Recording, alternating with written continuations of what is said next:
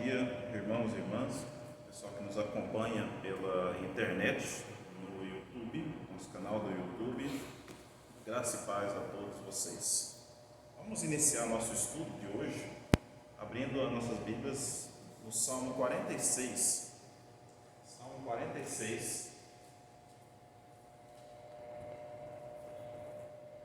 Nós vamos fazer a leitura de todo esse salmo, que é o texto base para o nosso estudo de hoje.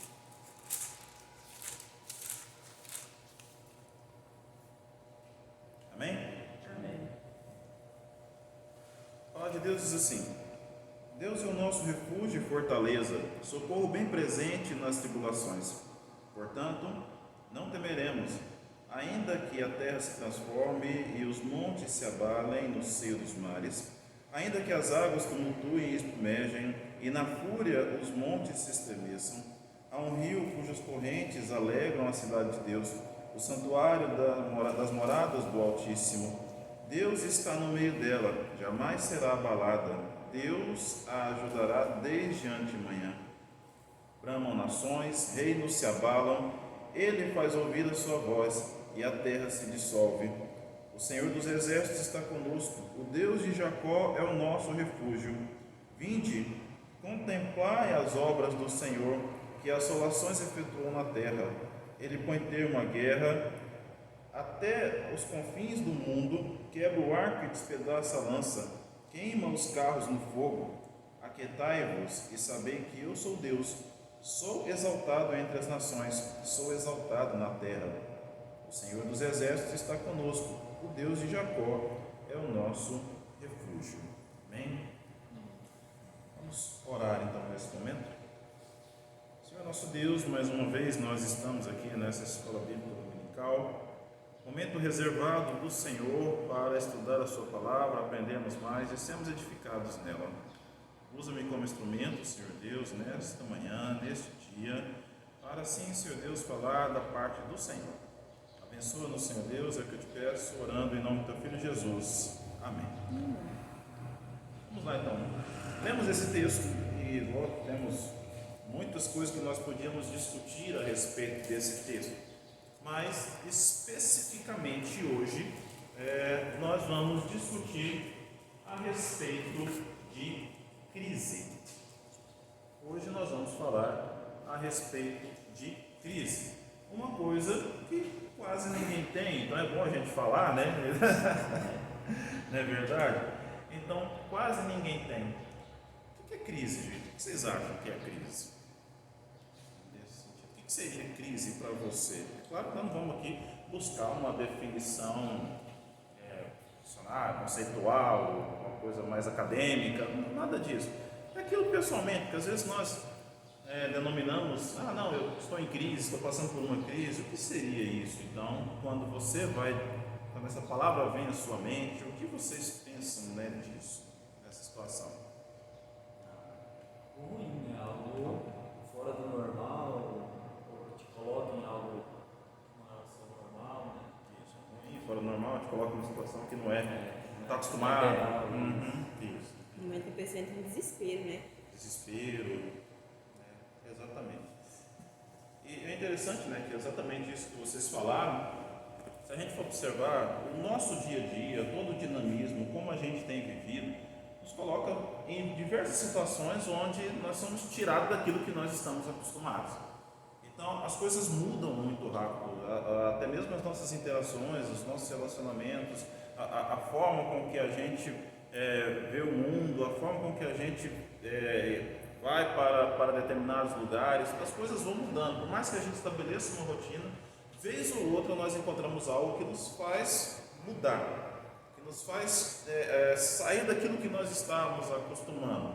Então, todo esse dinamismo, a gente sabe que de uma forma ou de outra, um momento ou outro, nós vamos pender para alguma coisa. Ou essa mudança vai nos alavancar, vai nos levar para algo mais adiante que nós consideramos melhor, ou ela vai nos fazer pender para algo ruim. Então, o dinamismo da nossa vida sempre pode nos levar, nos fazer chegar a esse momento.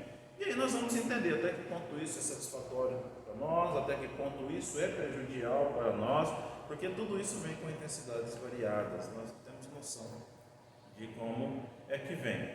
O detalhe é que se vem, não é uma coisa que vem de dentro, nós vamos pensar em fatores externos, algo que vem de fora. Mas você fala, mas Fred, e aquelas crises que são internas e tudo mais? Mas se a gente for parar para pensar, a grande maioria dessas crises, elas são desencadeadas a partir de fatores externos. Eu vi tal coisa e eu fiquei mal. Eu passei por determinada situação e eu fiquei mal. Estive em contato com tal coisa e eu fiquei mal. Então, normalmente, são fatores externos que vêm até nós. E o interessante é o seguinte: nós, enquanto cristãos, vamos pensar de crise e o cristão, que é o tema de hoje, né? O cristão e a crise. Nós temos que pensar o quê? Que quando nós temos esses fatores externos, nós não devemos nos apoiar nesses fatores externos. É a primeira coisa que o cristão deve pensar. Nós não temos que nos apoiar nesses fatores externos. Porque aí, quando nós nos apoiamos, nós sabemos que é uma base que ela é volátil, vulnerável. Não tem como a gente se apoiar nisso. E outra situação é porque esses fatores, eles minam a nossa fé. Eles minam a nossa fé. Nos colocam à prova, sim, né? Isso é natural, e mais para frente nós vamos ver que nós estamos suscetíveis a isso mesmo. Mas eles minam a nossa fé. É por isso que muitos cristãos, quando estão em crise, o que acontece com eles? Eles fraquejam a fé, a prática de oração muitas vezes diminui. Estou falando, tem gente que intensifica mais, né? Passando por uma crise mais, eu falo. Né? Os exemplos que nós temos, e não são poucos, infelizmente, são de pessoas que deixam de orar, né? São pessoas que deixam de buscar a Deus nesses momentos, tentam resolver as coisas com as suas próprias forças, e tudo isso vai fazendo o quê? Com que a fé em Deus ela seja minada. A ruptura do equilíbrio, né? Porque a gente realmente sai do eixo, a gente toma atitudes que muitas vezes nós nem sabíamos, né? Nós nem tínhamos noção de que seríamos capazes de tomar determinadas atitudes. Então, tudo isso acontece. Mas o fato é que nós não devemos ser influenciados por esses fatores externos em nossas vidas, né? As nossas virtudes, os nossos valores espirituais, os nossos princípios, eles não devem ser afetados por fatores externos. De repente, uma crise econômica está acontecendo no país e a gente abala e as coisas mudam e a gente fica, né, totalmente descontrolado, desequilibrado por causa desse fator. A gente fala, mas por quê? Porque as coisas minguaram e tudo mais. Eu sei, né? Todos nós aqui já passamos por problemas de desemprego, por exemplo, onde a gente chega, para um tempo e pensa, nossa, como eu vou fazer para sustentar, né, a minha família daqui a alguns dias, quando o dinheiro que eu tenho acabar? Como eu vou fazer para conseguir honrar meus compromissos financeiros? Então isso deixa a gente um tanto quanto desequilibrado. Primeira coisa, a gente pensa, né, bom, pelo menos posso falar por mim, não posso falar por vocês, mas a gente pensa assim, agora, o que eu vou fazer? E não o que Deus quer que eu faça, o que Ele tem, né, para mim. Então, são práticas assim que acontecem. Então, a palavra crise, ela origina da palavra grega crisis. Crisis. E quando eu vou falar de crises, no dicionário nosso, né, no português, a palavra crise, ela é uma manifestação violenta ou repentina, ou seja, algo assim manifesta violentamente, repentinamente, que rompe o equilíbrio. É aquilo que acontece, faz com que aquilo que estava tudo ajustado seja desajustado. Isso é a crise, é a definição dessa palavra crise. Também era definida como uma fase difícil, como algo grave, nessa evolução das coisas, nos fatores, nas ideias. Então, quando as coisas estão difíceis, também é considerado crise. É também um estado de dúvidas e incertezas. Então, se nós temos dúvidas, nós temos incertezas, nós também podemos dizer, segundo a definição do nosso dicionário português, que estamos em crise. Você está com dúvida, você está em crise. É um momento perigoso, decisivo. Porque, vamos pensar, a partir do momento que nós estamos desequilibrados e temos que tomar decisões, então é perigoso, porque muitas decisões que nós podemos tomar podem não ser decisões corretas. Então, não é surpreso que seja a definição de um momento perigoso. Então, tudo isso até uma transição de uma prosperidade, de algo que possa realmente nos beneficiar. Também nós podemos ver que crise também é sinônimo de depressão, é sinônimo de tensão, é sinônimo de conflito. Alguma dúvida até então? Tranquilo? Vamos lá. A Bíblia traz, similar à palavra crise, se nós formos olhar o que a Bíblia traz, o que a Bíblia fala de crise e tudo mais. A Bíblia traz a palavra crisol. Então, quando nós vamos falar de crisol na Bíblia, a interpretação da palavra, ela quer dizer purificação. A gente fala, mas como? Que estranho, né? Se crise no português é algo que nos traz desequilíbrio, então agora nós vamos ver na Bíblia, ela traz algo relacionado à purificação. Então é uma coisa boa, né? Porque quem não quer ser purificado, né? Puro e tudo mais, pensar é algo bom. Mas se nós formos pensar a respeito dessa purificação, o que acontece? O crisol, ele é um recipiente, e esse recipiente ele é utilizado na fundição de metais. Então é um recipiente onde você coloca o metal e você vai fundir. Ali no caso você vai derreter, e muitas vezes você tem que, para esse efeito, muitas vezes não, para esse efeito você tem que esquentar. Como se trata de um metal a altas temperaturas.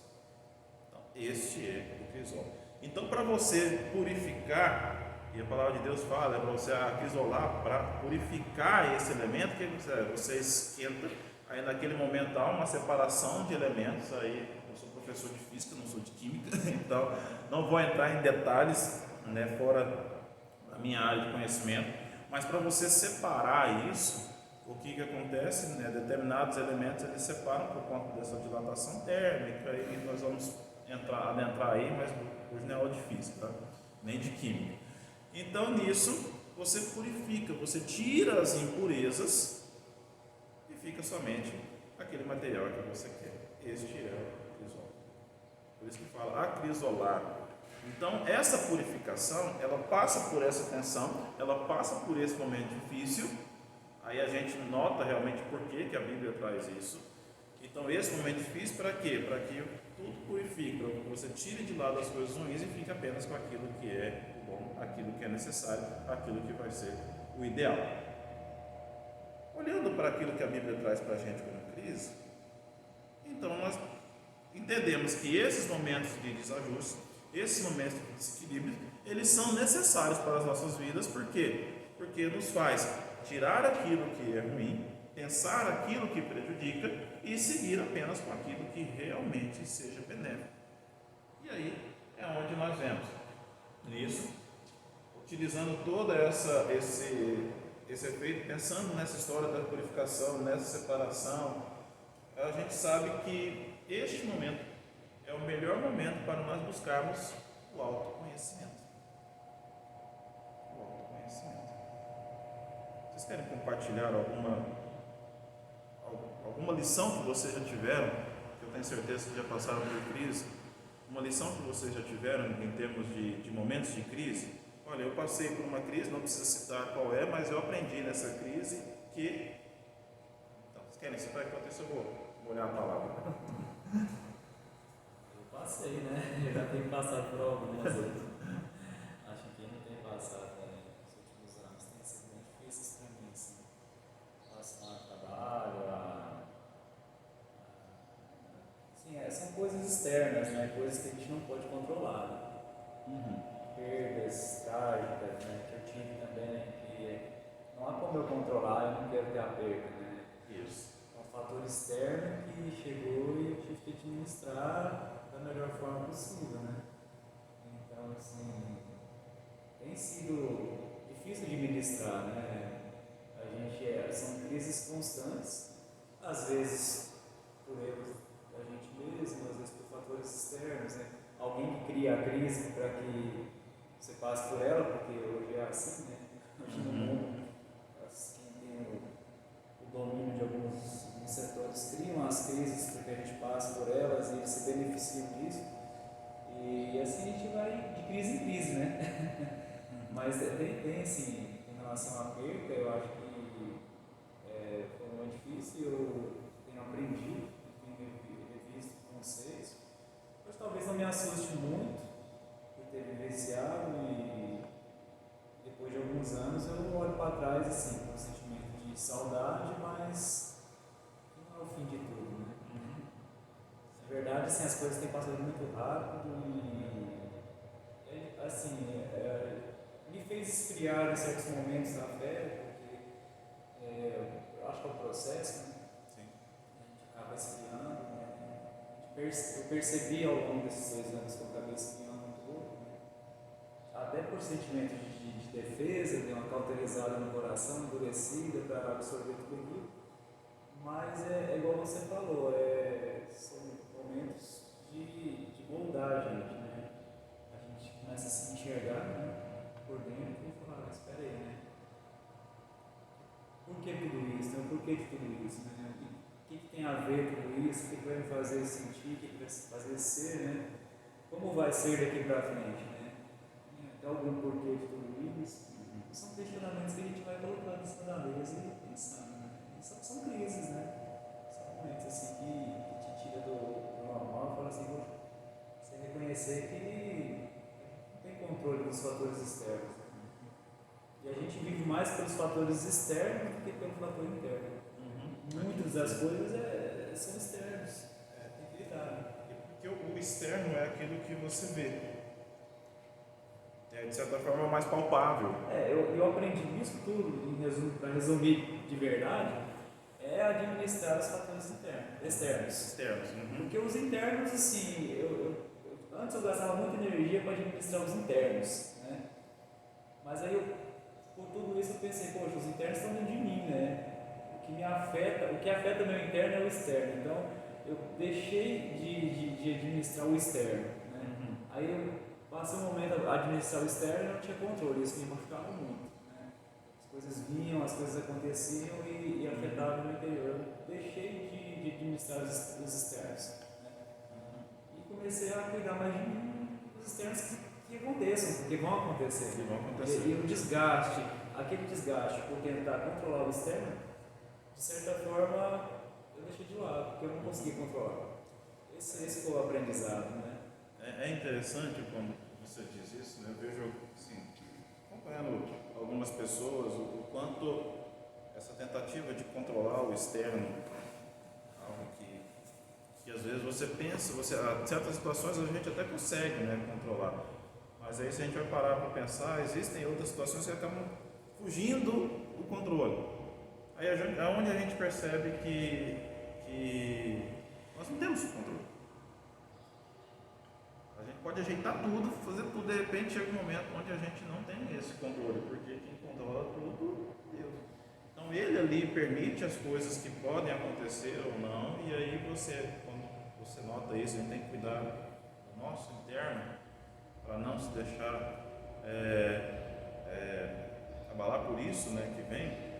Então isso faz a diferença. Eu lembro de uma vez conversando com um irmão aqui na igreja, a situação era mais relacionada ao grupo de louvor, né, e tudo mais, por conta, né, de relacionamento.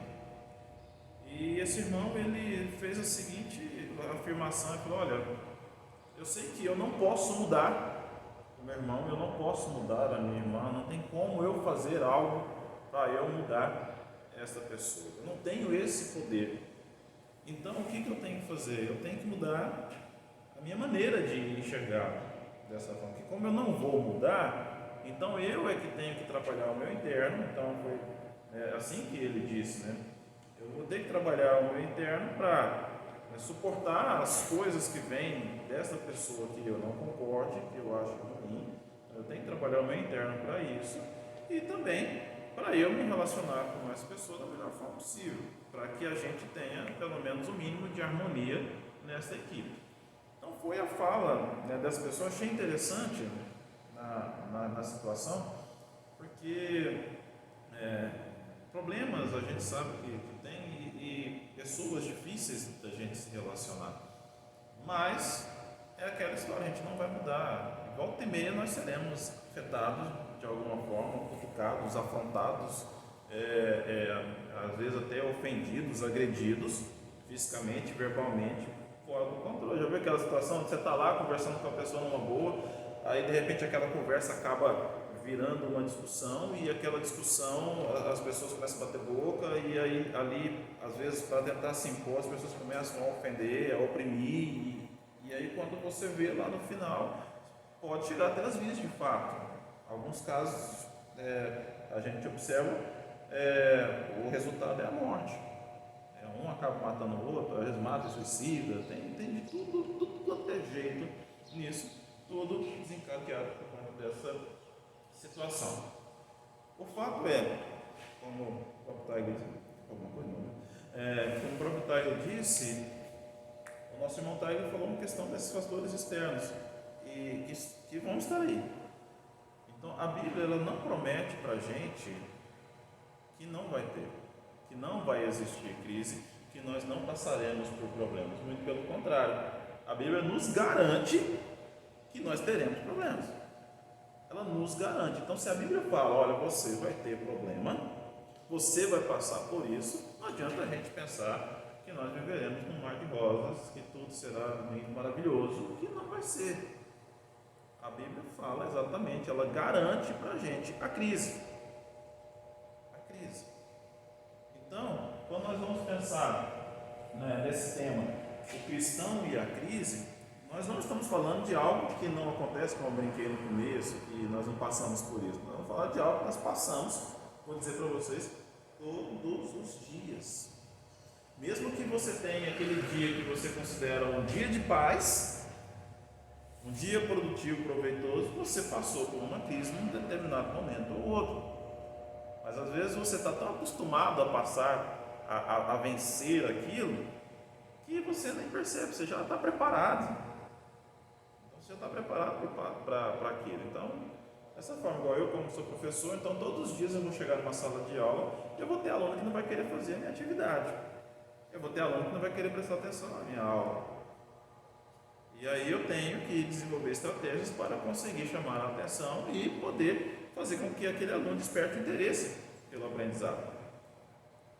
Isso é tão rotineiro que quando eu faço isso, de repente eu saio, eu não vou nem pensar, nossa, eu consegui fazer aquele aluno aprender, despertar o interesse. Eu não vou pensar isso porque eu estou acostumado, mas não deixa de ser uma crise. Porque se eu conseguir, eu posso ter colegas que estão tentando, às vezes com a mesma pessoa, e não estão conseguindo, estão passando por essa crise e não estão conseguindo. Então, é onde nós vemos, e lógico que até a importância da igreja, dos irmãos, das nossas companhias, tendo boas companhias para que auxiliem nesse processo também. Então, dessa forma. O Salmo 46 que nós lemos, partindo agora para uma contextualização, ele também é conhecido como o Salmo de Lutero. E por que o Salmo de Lutero? O Salmo de Lutero é porque Lutero, nos seus momentos de aflição, o reformador Martinho Lutero, nos seus momentos de aflição, ele cantava o Salmo 46. Os salmos são cânticos de romagem, muitos deles. Então, eles eram cantados, famosas salmodias. Então, Lutero cantava o Salmo 46 quando ele tinha os seus momentos de aflição. Era onde ele estava ali, tentando se aliviar. E também parafraseou no famoso hino Castelo Forte, que está no nosso cenário Novo Cântico, o hino número 155. Então, não vou cantar, até pensei, de trazer o violão, a gente cantar o Castelo Forte, cantar no formato que eu tenho gostado muito de ouvir, que é da IP Alpha, do pessoal lá do Projeto Sola, da igreja do pessoal do Projeto Sola. Então, eles fizeram uma versão bem animada com relação ao hino Castelo Forte. Eu pensei, não, vou lá, vou tocar. Não, mas aí a gente vai delongar o tempo e às vezes nós perdemos esse tempo de discutir a respeito da crise. Mas, o que acontece? Nos momentos de aflição, ele fazia, cantava, entoava este Salmo 46 como uma forma de aliviar a sua ansiedade, como uma forma de aliviar o seu coração. E muitos de nós cristãos queremos, nos momentos de crise, aliviar o nosso coração, aliviar os nossos pensamentos, a gente tentar de alguma forma estar tranquilo, né? Voltar ao equilíbrio que a crise nos tirou, e para isso a gente precisa de utilizar algumas formas, né? Para a gente superar esses momentos de adversidade. A gente sabe que Deus tem o controle de tudo, né? Tanto o mundo, desde quando criou, a história, a nossa história. Então, se Ele tem controle sobre a nossa história, se Ele tem controle sobre a nossa vida, se Ele sabe todos os nossos dias como Ele escreveu, então a gente só tem que recorrer aonde? Naquele que é o autor da história. Naquele que é o autor da história. Então, como nós vamos fazer? Até mesmo quando nós buscamos o entendimento na liderança da igreja, num líder espiritual, consequentemente nós estamos buscando o quê? Um suporte daquele que é intermediário, que é utilizado como instrumento do autor da história. De alguma forma, Deus vai utilizar alguém para que numa fala, num aconselhamento, né, numa leitura bíblica, ou seja, diversos meios. Não sou você nem aqui inocente de querer limitar o poder de Deus, porque Ele pode falar conosco de diversas formas nesses momentos onde nós estamos em crise. Mas muitos dos cristãos eles ficam presos nesse ciclo de dificuldades e acabam se sucumbindo, deixando que isso afete, deixando que isso desestruture e vive o tempo todo em crise. O tempo todo em crise, sendo necessário até mesmo buscar auxílios profissionais, como psicólogos, psiquiatras, e esses auxílios também muitas vezes precisa vir acompanhado de medicações para ver se a gente consegue pelo menos entrar no equilíbrio físico, emocional necessário. E somado a isso, na esfera do ser humano, nós temos que também pensar no espiritual. Mas muitas pessoas, inclusive, até desistem de tantas crises, elas acabam desistindo da própria vida. Então, a gente observa isso. Mas, mesmo que Jesus tenha garantido que nós passaríamos por aflições, passaríamos por problemas, nós vamos pensar o quê? Mais uma vez, voltando àquilo que Simon Tiger disse, não tem como a gente controlar esses fatores externos. Sabiamente, ele pensou no interno. O que eu vou fazer comigo? Como eu vou me preparar? E essa é a questão. É onde nós vamos chegar. Então, não é o fato, o que eu vou fazer com os fatores externos, é o que nós devemos fazer nesse momento de crise, como nós devemos agir. E aí, nas nossas atitudes, é que a gente tem, vamos dizer assim, a maior parte do controle, é aquilo que nós podemos, então, ali gerir, né, os nossos pensamentos, nosso corpo ali, nós temos essa livre agência, e com relação a isso, a gente vai pensar, como eu vou passar por isso? De que forma eu vou passar pela crise, biblicamente falando? Antes disso, eu quero citar algumas pessoas conhecidas nossas que passaram por esses momentos de crises e trouxeram para a gente também grandes exemplos. Porque a gente vai pensar, mas é só nós, né, que estamos aqui nesse mundo. Depois que Jesus foi embora, ele falou: olha, vocês vão passar por aflições, então agora você vira aí, né? Vamos ver o que vai acontecer. Eu estou aqui, tá? Qualquer coisa, vocês me chamam.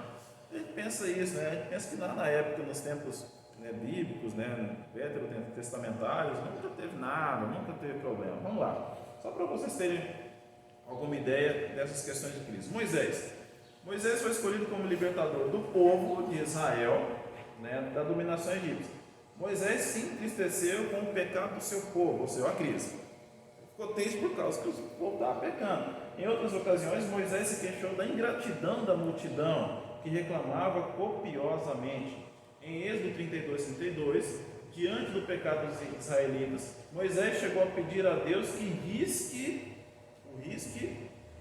do seu livro. Olha só, ele era tão famoso, tira o seu livro, eu não quero saber disso mais. Mas por várias vezes o Senhor confortou ao longo de de sua árdua jornada. Lembrando que Moisés era considerado o homem mais paciente. Imagine só. E olha o que passou. Elias era um homem de muita fé e coragem. Ele orava e milagres aconteciam. Mas depois que teve uma grande vitória no Monte Carmelo, Elias perdeu as suas forças. Ou seja, teve uma grande vitória e perdeu as forças. Olha a crise. Ele se sentia sozinho, derrotado, assustado. Alguém que falhou. Era como ele se sentia. E aí, nisso só deu para nele vontade de morrer. Durante sua depressão, Elias teve um encontro especial com Deus. Deus restaurou Elias e lhe deu ânimo para continuar. Olha só. Noemi, por causa da fome, olha, Noemi saiu de Belém e partiu para Moabe juntamente com seu marido e 2 filhos. Lá, seus filhos, Malom e Quilion, se casam. Mas tempos depois, os 3 homens da casa acabam morrendo. Noemi retorna para Belém na companhia de Ruth, e ao chegar na sua terra natal, ela adota o nome de Mara, porque grande amargura me tem dado o Todo-Poderoso. Mara significa amarga, então por isso ela adotou esse nome. Então nada acontece comigo, eu vou me chamar de Mara, para todo mundo notar a minha amargura. E aí atribuindo isso ao Deus Todo-Poderoso. Ruth capítulo 1, versículo 20. A amizade de Ruth, que se casa com Boaz e dá à luz a um filho, trouxeram alegria de volta. Ou seja, onde é que ela conseguiu recuperar isso? Através de uma amizade. Saul, o primeiro rei de Israel. Saul era atormentado constantemente por um espírito mau enviado da parte de Deus e só sentia alívio quando Davi tocava a harpa. 1 Samuel 16, 23. Em 1 Crônicas capítulo 10, diante de uma forte batalha contra os filisteus, o monarca viu seus 3 filhos serem mortos por seus inimigos. Ferido gravemente por uma flecha, ele teme cair nas mãos dos oponentes e decide tirar a própria vida. Olha só o que aconteceu com Saul nessa situação. Davi, tido como um homem segundo o coração de Deus, Davi nunca escondeu suas frustrações e mazelas no decorrer de algum de seus salmos. A gente pode observar ao ler o salmo, muitas vezes ele começa lamentando, falando que Deus não está ouvindo, que Deus virou as costas para ele. Muitos salmos começam assim, depois ele parece que recobra a consciência e fala: não, mas Deus tem feito muitas coisas.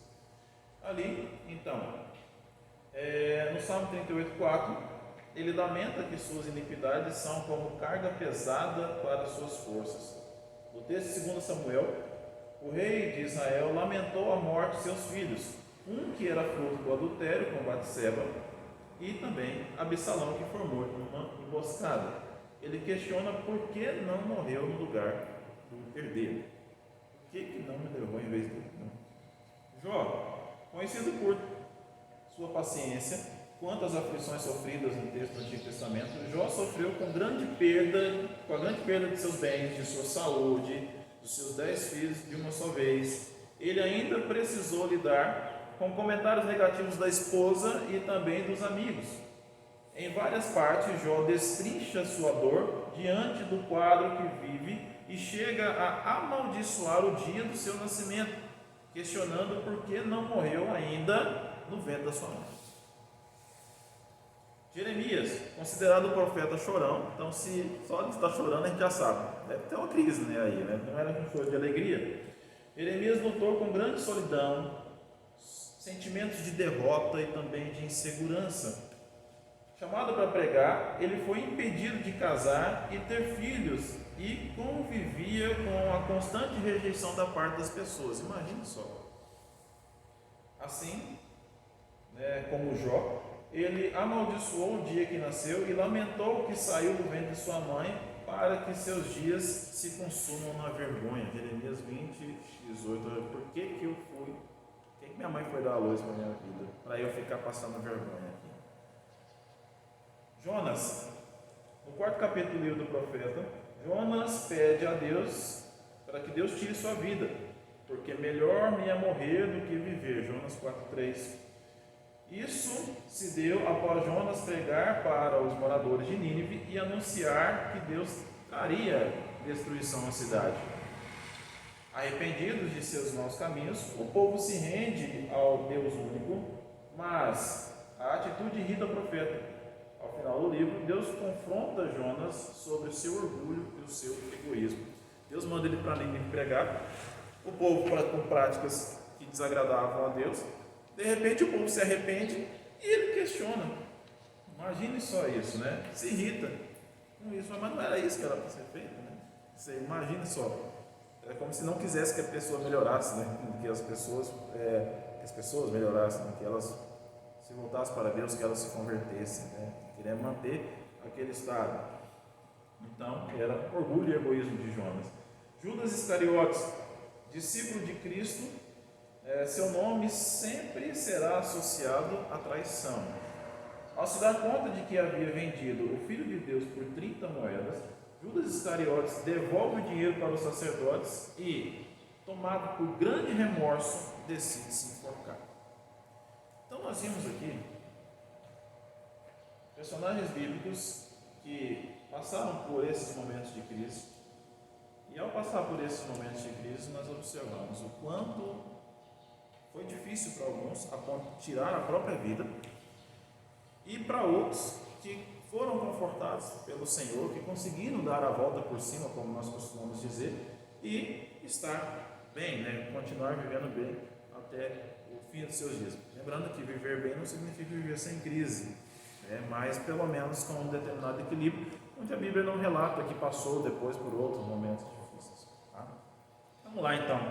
À luz da palavra de Deus, 3 pontinhos básicos para a gente ver aqui, para a gente aprender e aplicar essa palavra, como nós devemos fazer, como o cristão deve se portar num momento de crise. Talvez seja essa a nossa grande pergunta, a grande dúvida que pode surgir quando nós estivermos passando um momento de crise.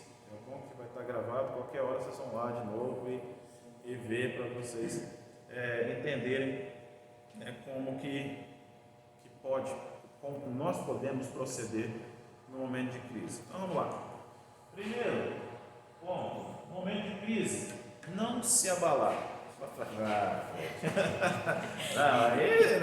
Você quer o que também, né? Então fala, não se abalar. É a primeira coisa, você já se abala. Primeira coisa, nem vem você já dar aquela titubeada, o negócio já vem assim, já te tira do eixo. Pensa. E você já vem falar logo de cara isso. Não se abalar. Pois é, não se abalar. Na verdade, não se abalar, a gente vai observar. Muitas vezes, dentro do momento de crise, nós temos que ter bom ânimo. Bom ânimo. Salmo 34:19, desculpa. Salmo 34:19 diz assim: muitas são as aflições do justo, mas o Senhor de todas o livra. Muitas são as aflições do justo, mas o Senhor de todas o livra. Ou seja, se você tem pouca aflição, então você começa a observar a sua vida direitinho aí, porque muitas são as aflições do justo, mas o Senhor de todas o livra. Então, Deus pede para que nós tenhamos bom ânimo nesse período. Então, esse bom ânimo, tarsel, na palavra, a expressão grega, tarsel, significa literalmente para que a gente tenha, na verdade, o bom ânimo. E o que significa ter bom ânimo? Ter bom ânimo significa fica firme. Essa palavra, tarsel, significa fica firme. Então, se alguém fala para você tem bom ânimo, você está passando por uma crise, alguém fala, olha, tenha bom ânimo.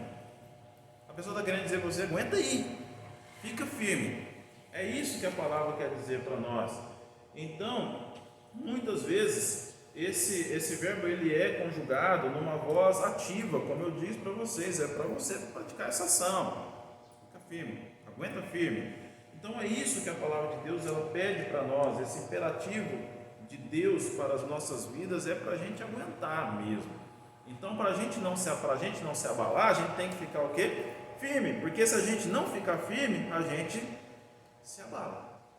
Então essa é a situação. Então essa importante palavra nós podemos ver quando Jesus em João 16:33 fala que no mundo nós teremos aflições, mas tem de bom ânimo, porque eu venci o mundo. Jesus fala isso. Então, quando ele fala tem de bom ânimo, ele quer dizer o quê? Olha, você vai ter várias aflições, mas aguenta aí, fica firme, porque eu venci o mundo. Ou seja, olha para mim, eu é que estou no controle disso aqui. Então é isso que Jesus fala.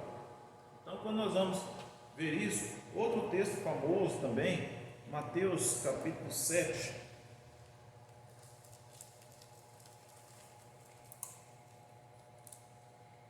Mateus capítulo 7.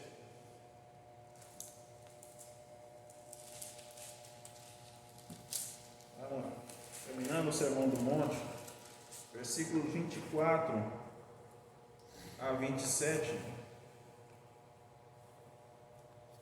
onde a palavra de Deus diz: todo aquele, pois, que ouve as minhas palavras e as pratica, será comparado a um homem prudente que edificou a sua casa sobre a rocha.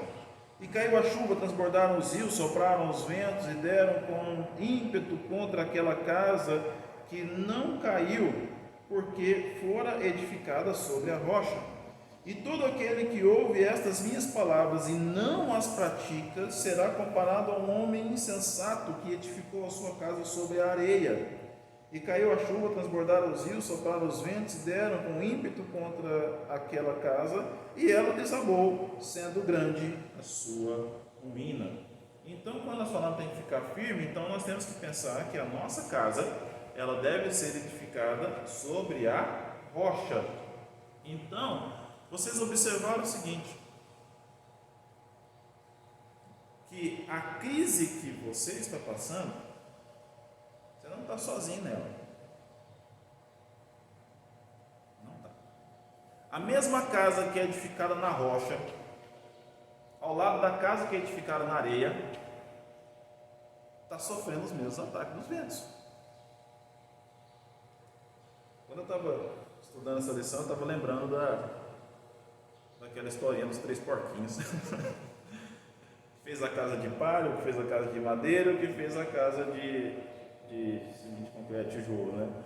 Então, todos eles, todos os 3 sofreram, naquela historinha, o mesmo ataque do lobo. Mas o que fez a casa de tijolos foi o que conseguiu suportar. Aí eu lembrando disso aqui, foi a primeira coisa que veio na cabeça, né? Mania de pedagogo. Então, lembrar as historinhas, né, que a gente conta para as crianças, que trazem para a gente uma lição de moral, essas fábulas. Mas, o que acontece? Nisso, nós vamos observar que a casa edificada na rocha, ela vai estar sofrendo os mesmos ataques da casa edificada na areia. A crise econômica, embora existam pessoas que sejam mais abastadas financeiramente, mas também afeta eles. Eles vão também ter perdas. Talvez não sintam tanto quanto nós que temos menos renda, mas todo mundo vai perder de alguma forma. E ninguém gosta de perder. Então, todo mundo quer ganhar. Então, nós, enquanto cristãos, se nós queremos ganhar, vencer essa batalha contra a crise, a primeira coisa que nós temos que pensar: não se abalar, ficar firme. Edificar a nossa casa sobre a rocha. E o que é edificar a nossa casa sobre a rocha? Aqui nesse sentido, pensando em Mateus capítulo 7, versículo 24 a 27. É o que? É a gente pensar que nós temos que ouvir a palavra de Deus e praticar. Então, para a gente não se abalar, nós temos que ser praticantes da palavra de Deus. Em que sentido? De imediato, nós podemos pensar nisso, Fred. Em sentido imediato é o seguinte: pensar que Deus está conosco, pensar que Deus está no controle e confiar nesse Deus. Então, aí é o primeiro ponto onde eu confio, porque Deus falou que eu vou ter aflição, mas falou para eu ter bom ânimo. Então, eu tenho que pegar essa palavra, ou seja, edificar na minha casa na rocha, para quê? Para a partir daí eu poder dar o próximo passo. Então, eu não me abalo. Os fatores externos vêm sobre mim, eu não vou me abalar. Por quê? Porque eu não vou olhar para eles, eu vou olhar para quem? Para Deus. Porque a minha casa é edificada na rocha. Se a nossa casa for edificada na areia, qualquer vento vai derrubar. E como a palavra de Deus diz no versículo 27, Mateus 7, é grande a sua ruína. E realmente, quando a gente se abala na crise, nós ficamos arruinados. Falo isso porque, com a liberdade que todos nós já passamos por isso, e já sabemos como nós ficamos. Né? E a gente fala, nossa, mas a minha fé, mas o próprio Deus falou, né, que se a nossa fé fosse do tamanho do grão de mostarda, a gente falaria para um monte sair daqui para lá e... Então a gente sabe o quanto nós somos falhos, o quanto nós somos fracos, mas o que a palavra nos diz? Tem bom ânimo, não se abale, fica firme, aguenta aí. É o que a palavra nos diz. Então, se a palavra nos diz isso, é o que nós temos que buscar. E como? Praticando a palavra de Deus. Entendendo o que Deus tem dito para nós, tem nos feito pensar dentro daqueles princípios que Ele já colocou nos seus ensinamentos, e a partir daí aplicar a palavra de Deus. Opa, então peraí, como eu posso pensar nisso aqui? E aí a gente continua. Tem um versículo que fala que no dia da ruína, se você for fraco, não é grande, não. Se o dia da dificuldade parece que se for fraco, grande será a sua ruína, né? Isso acho que é provérbio, se não me engano. Né, provavelmente. Né? Veio a lembrança Mais ou menos assim. Né? Então assim, tem que ser forte pelo dia da, né? Eu vou lembrar qual versículo. Agora, se você achar, eu vou dando sequência aqui, se você achar, você interrompe e fala. Então, o que acontece? Então, para isso, a gente tem que estar firmado o quê? Em algo que é maior que o Senhor. Se eu firmar nos fatores externos, se eu firmar na pessoa que está do meu lado, se eu firmar em uma determinada coisa, eu vou estar firmado em algo que é fraco. Eu tenho que firmar no Senhor, em algo que é maior. Então, para eu não me abalar, eu tenho que firmar na rocha, e a rocha é o Senhor. Simples assim. Nele que eu vou me firmar. E aí, o que acontece? A partir do momento que a gente firma, nós vamos para o segundo ponto, onde como nós podemos vencer a crise, como o cristão pode se comportar na crise. E nesse segundo ponto, nós temos perseverar na fé.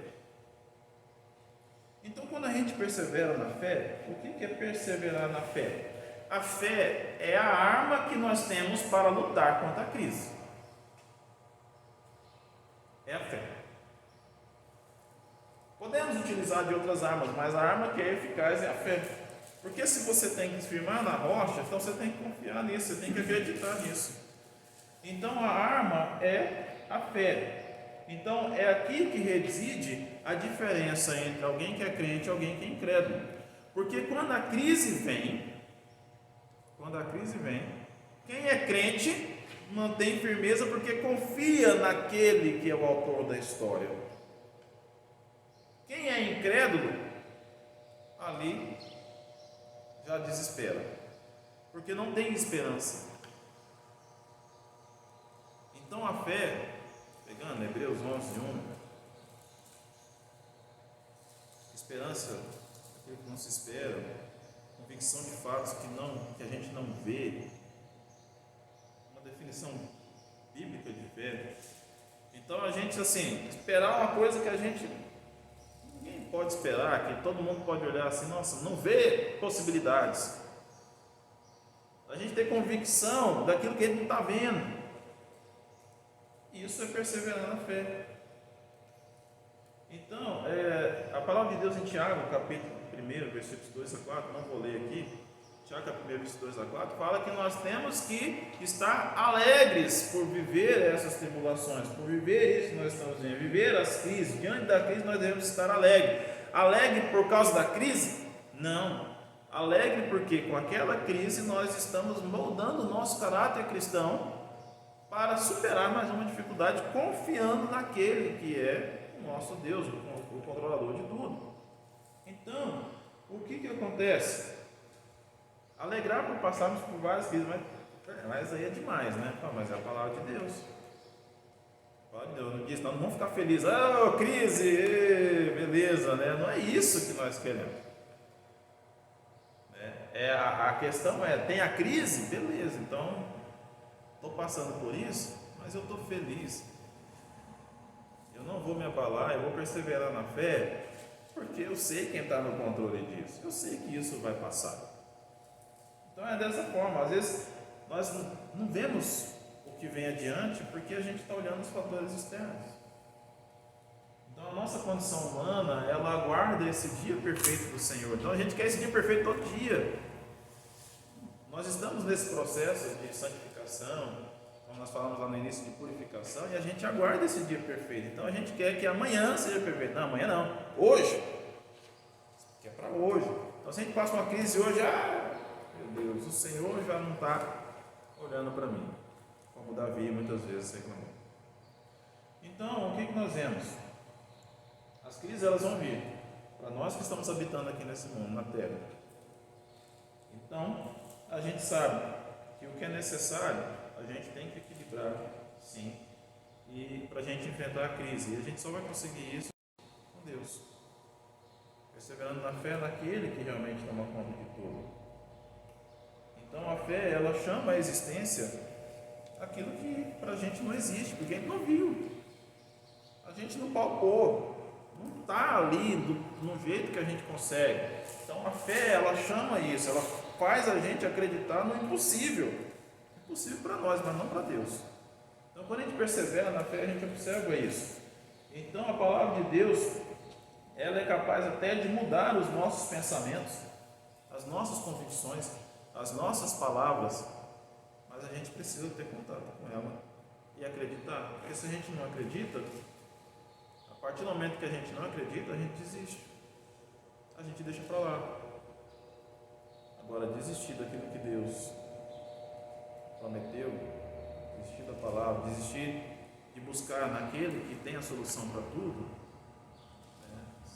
um ato de incredulidade, nós já estamos dando passos largos para a nossa ruína. Dessa forma. Então, nós precisamos, nessa perseverança da fé, cultivar o nosso relacionamento com Deus. Onde é que nós podemos ver isso? Na palavra de Deus, Salmo 46, o Senhor dos exércitos está conosco, o Deus de Jacó é o nosso refúgio, ou seja, é o Senhor, nele que eu vou buscar. E, fechando, o terceiro ponto é aquietar. Aquietar. Então, o que acontece? Para a gente vencer a crise, para a gente passar pela crise, para a gente conseguir, antes de eu iniciar, tá, que achou? Pode ler para a gente aí. Provérbios 24, 10. Provérbios 24, 10. Se te mostras fraco no dia da angústia, a tua força é pequena. Se te mostras fraco no dia da angústia, a sua força é. A gente sabe muito bem. E em quem nós temos que ter força. E a gente tem que estar preparado para estar forte nesse dia. E aí a gente vê nessa questão dessa força, muitas vezes a gente quer mostrar, o quanto nós somos fortes. Botar para agir e fazer e tudo mais. Quando na verdade, no momento de crise, o Senhor fala para a gente aquietar. Salmo 46, versículo 10, parte A. Aquietai-vos e saber que eu sou Deus. É como se a gente estivesse ali agitado o tempo todo, querendo resolver, que a crise passe, tentando ajeitar uma coisa aqui, ajeitar uma coisa ali e tal, e Deus chega e fala: peraí, fica na sua, aquieta, que eu sou. Não é você que está no controle, não é você que vai conseguir fazer isso, sou. Então Deus faz isso com a gente. Então, aqui não é uma aquietar de omissão. Vamos entender bem isso. Às vezes, não quer saber disso. Então, não é um aquietar de omissão, de você fazer de conta que não existe a crise. Porque ela existe, a gente sofre com ela. Então, esse aquietar aqui, não é um aquietar de passividade diante da situação. Esse aquietar aqui é que nesse agito das nossas emoções, a gente quer resolver, a gente inclusive fala demais nisso. A gente fala e quer resolver, e falar, e argumentar, e questionar, e justificar, e tentando um jeito, arrumar uma solução, e falando, e a gente sabe muito bem. A gente acaba, muitas vezes, nesse muito falar, alimentando ainda mais um problema que já existe. Porque quando a gente fala, a gente está revivendo tudo, de novo. Então imagine só, mas não posso falar? Claro que pode, mas tudo no equilíbrio, aquietando. Então aí é que está. Então a gente, se a gente fala mais, a gente acaba até reproduzindo calúnias, ofendendo as pessoas, porque a gente fala, e quando a gente fala que a pessoa não, parece que não reage, né? Aí a gente fala, e aí a gente dá umas cutucadas para a pessoa, vamos, né? E tudo mais. E aí a gente vê que no calor das emoções a gente não fala com quem a gente tem que falar, que é com Deus. Que a gente está querendo resolver, está querendo passar pela crise. E através das nossas orações é que a gente pode passar pela crise. Porque quando a gente aquieta, a gente passa a olhar o nosso interno, acalmar o nosso coração. E quando a gente acalma o nosso coração, a gente observa o que Deus já tem feito. Porque se você for olhar a sua crise, você olha para trás e vê como Deus trabalhou para você estar até ali. Você consegue perceber que naquele momento que você está passando aquela crise, Ele está trabalhando também, porque Ele está evitando uma série de outras coisas que podia ser pior na sua vida. E depois que você passa e olha para trás, você pensa, poxa, mas foi tão ruim, porque não é bom, não vou falar para vocês de crise agora, mas foi necessário,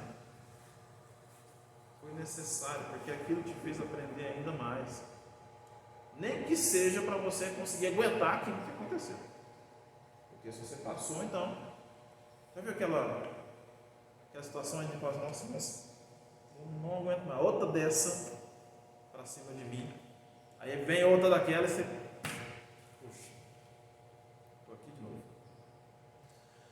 Então, nesse sentido, como nós vivemos um país livre, um país que as pessoas se expressam de várias formas, se acham no direito, né, agora de se expressar de qualquer jeito, né, os rebeldes do teclado, das telas, né, que acham que na internet falam um monte, né, pessoalmente não fala nada, né, porque, então, existem muitos desses, as pessoas elas se expressam, então falam, quando na verdade é o momento de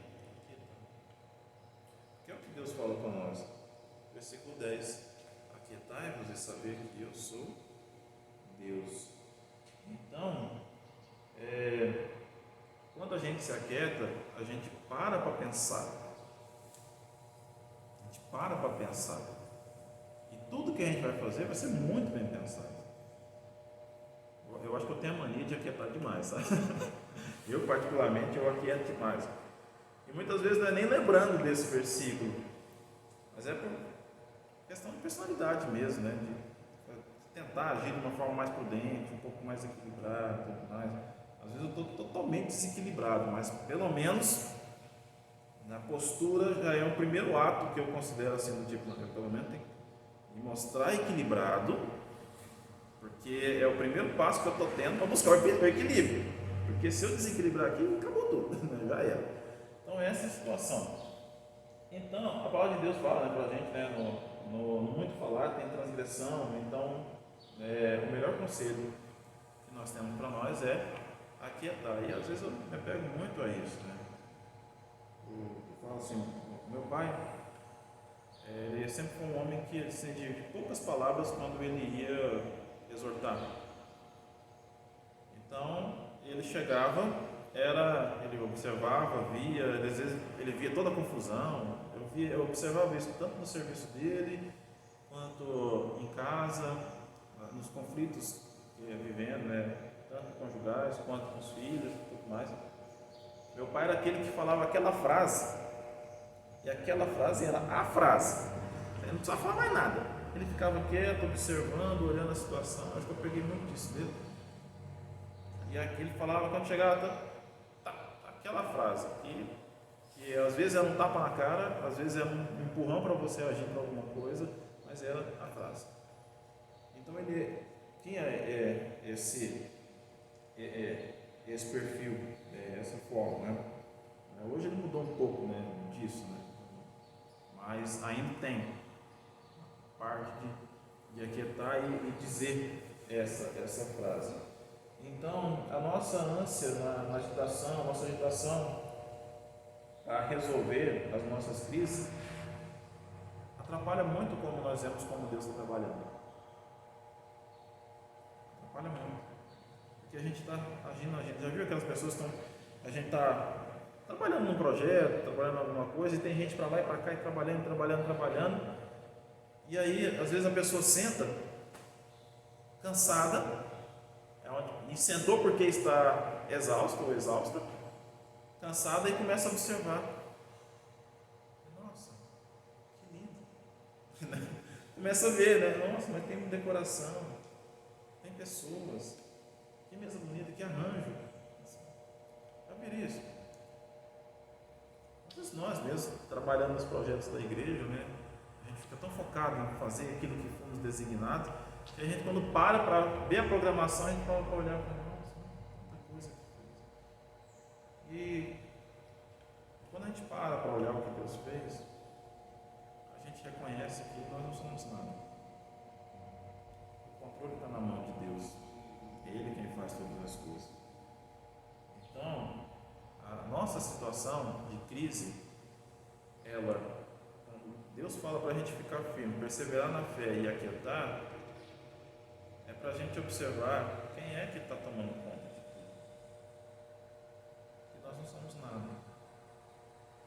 Concluindo, meus irmãos e irmãs, nós devemos ter consciência, o entendimento de sujeitar a nossa vida a Deus. Sujeitar a nossa vida a Deus.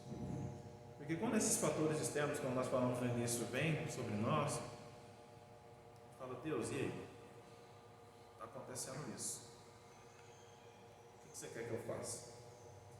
É claro que Deus não vai te dar a orientação pontual, também na palavra de Deus. Olha, não, eu quero que você, na segunda-feira, tire o dinheiro do banco, deposite no outro banco, numa aplicação tal, isso para render. Deus não vai falar isso para a gente.